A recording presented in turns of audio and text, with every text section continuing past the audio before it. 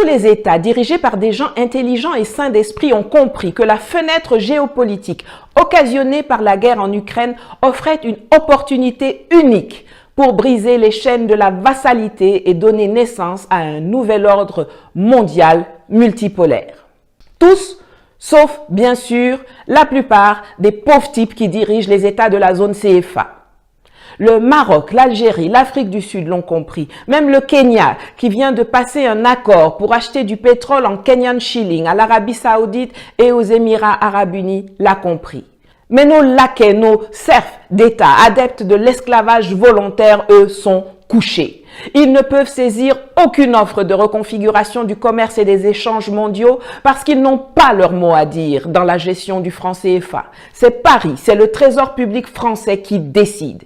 Et comme ceux-là ont goût-main dur, ils vont bloquer.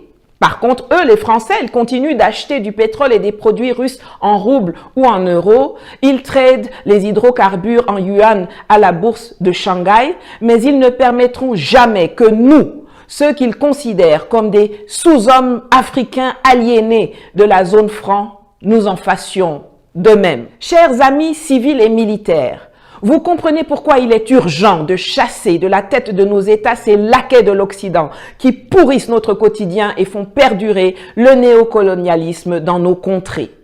La fenêtre d'opportunité géopolitique est étroite. Dépêchons-nous.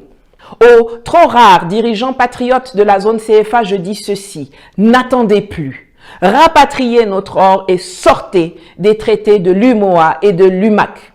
Mali, Burkina Faso, Centrafrique, créez chacun votre monnaie, votre crypto-monnaie ou utilisez le Bitcoin et échappez-vous. Asseyez-vous à la table et co-rédigez les textes et statuts du nouvel ordre mondial en cours de naissance. Colonel Goïta, capitaine Traoré, président Touadéra, je vous en conjure.